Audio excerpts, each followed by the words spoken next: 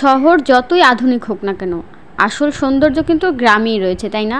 গ্রামের পথ, গ্রামের পরিবেশ, গ্রামের আলো বাতাস সব কিছুতে একটা অন্য রকমের শান্তি পাওয়া যায়, আর যেটা আমরা শহরে বসে শহরের মানুষরা একদমই পাই না। হ্যালো এভরিওয়ান, ওয়েলকাম করছি আমার নতুন আরেকটি ডেইলি ব্লগে। আশা করছি সবাই ভালো আছে। আজকে সকালটা আমি একটু গ্রামের ফিল নেওয়ার জন্য একটু গ্রামের মতো করে একটু খাবার দাবার রান্না করছিলাম। এখানে খুদ আছে, মানে আমাদের বরিশালের খুদ বলে, চালের যে ছোট ছোট এগুলো থাকে ওগুলো দিয়ে এটা রান্না করে, মানে ভাঙা চাল যেগুলোকে বলে আর কি। ওটা দিয়ে আমি একটু খিচুড়ির মতো করে রান্না করেছি। আমি অনেকে ওটা একদম শুধু ভাতের মতো রান্না করে লবণ দিয়ে, তো আমি একটু ডাল চাল মিশিয়ে রান্না করেছি, আর সাথে কাঁচামরিচ, রসুন, শুকনো মরিচ, তেল আর ভর্তা দিয়ে এটা খেতে খুবই ভালো লাগে। তারপরে এই তো সকালের নাস্তা শেষ করে তারপরে গ্রাম থেকে যে আমার শ্বশুর আম এনেছিল ওগুলো দিয়ে আচার বানানোর প্রস্তুতি শুরু হয়ে গেছে। আমি কিন্তু আচার বানাতে একদমই পারি না, মানে বাবার বাড়িতে থাকতে কখনো আমি আচার বানাইনি, বা মা কীভাবে বানাতো দেখতামও না ওরকমের। তো আমি অতটা আবার টক বা আচার অত পছন্দও করি না, কিন্তু আমার মনে হয় আমিও আস্তে আস্তে একসময় পারবো যদি আমার বাচ্চা খায়।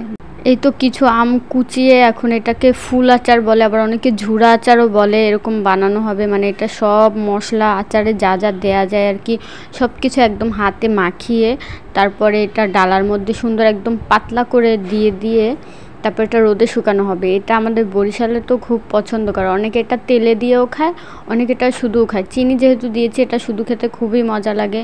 এরপর এটা একদম সুন্দর করে ডালায় পাতলা করে দিয়ে দেওয়া হবে, আর এটা রোদে শুকানোর পরে এটা শুধু মানে খেতে যে এত টেস্ট, মানে কি বলবো।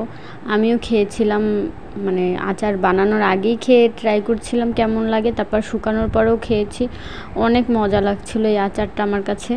তারপরে এইগুলো বানানোর সময় আমি আবার একটু আম কুচি করে নিয়েছিলাম আলাদা করে, একটু মাখিয়ে একটু খাবো দুপুরবেলা। আচারটা খেয়ে আমরা আবার যাব ছাদে আচারগুলো শুকো দেওয়ার জন্য। তারপরে তো আচারটা খেয়ে আমরা ছাদে চলে গেলাম।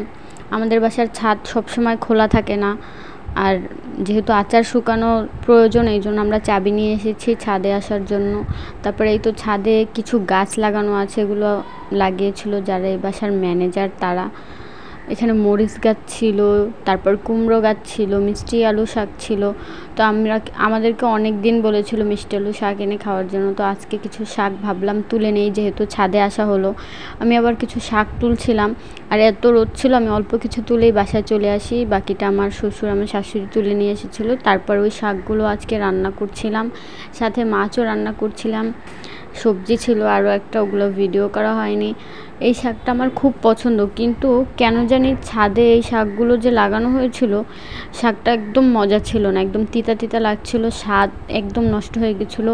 অতিরিক্ত রোদ নাকি বলতে পারবো না, কেন জানি ভালো লাগেনি একদমই খেতে। কালারটা বেশ ভালোই এসেছিলো, রান্নার সময় মনে হয়েছিল যে খেতে খুব ভালো লাগবে।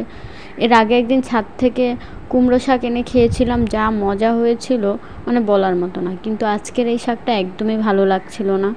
তারপর রান্নাবান্না শেষ করে আমার শ্বশুর গ্রাম থেকে আসার সময় এগুলো কি বলে আমি নাম জানি না, কিছুটা রুটির মতো সফট আর দেখতে কিছুটা বাকরখানির মতো, উপরে তিল দেওয়া ছিল সাদা। এটা আমি বের করে আর কি খাবো আমরা সবাই এখন একসাথে। আমি দুধ চা দিয়ে এটা খেতে আমার কাছে খুব ভালো লেগেছিল, আর আমার বাচ্চাকেও দিয়েছিলাম। আজকের মতো আল্লাহ হাফেজ, সবাই ভালো থাকবেন।